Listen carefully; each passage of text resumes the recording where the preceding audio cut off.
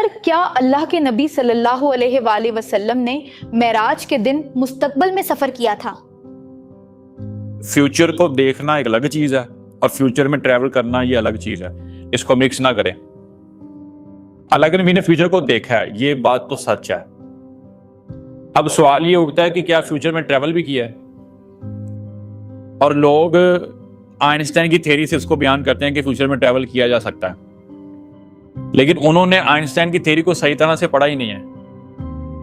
क्योंकि अगर आप फ्यूचर में ट्रैवल कर जाएं तो आप वापस नहीं आ सकते। मिसाल के तौर पर अगर मैं 2050 में चला जाऊं तो मैं वापस 2026 में नहीं आ सकता। फिर कुछ लोग कहते हैं कि हमारी जो जिंदगी है ना, वो एक फिल्म की रील की तरह है, रील में हम आगे पीछे जा सकते हैं। तो अगर इस बात को भी मान लें तो फिर सवाल ये उठेगा कि क्या उस रील में से एक करैक्टर निकल के फ्यूचर में जा सकता है? अगर चला भी जाए तो इस तरह तो फ्यूचर में डबल ऑक्यूपेंसी हो जाएगी कि एक ही शख्स के क्या है, दो रूप हैं। ये तो डबल ऑक्यूपेंसी एरर आ गया। अगर आप ये कहेंगे कि अल्लाह के नबी क़यामत से भी अगले वक्त में चले गए, तो वहां पे जब उन्होंने जन्नतुल फिरदौस को देखा होगा तो क्या वहां फ्यूचर पे अल्लाह के नबी मौजूद नहीं होंगे? तो ये तो डबल ऑक्यूपेंसी हो गई कि अल्लाह के नबी उस वक्त जन्नत दोज़ख के नज़ारे भी कर रहे हैं और जन्नतुल फिरदौस में भी मौजूद हैं।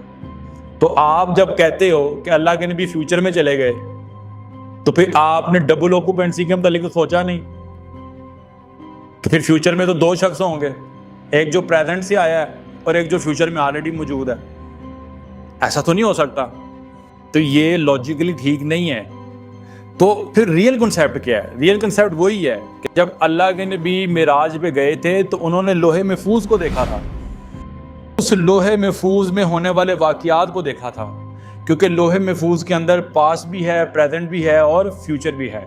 तो बेशुमार मुसलमान इस चीज़ पे लगे हुए हैं। एक फिल्म है ज़िंदगी, ड्रामा है ज़िंदगी, यानी वो कह रहे हैं कि ज़िंदगी एक रील की तरह, एक ड्रामे की तरह, एक फिल्म की तरह। पता नहीं किन लोगों ने इनको इस साइंस फिक्शन के पीछे लगा दिया होगा।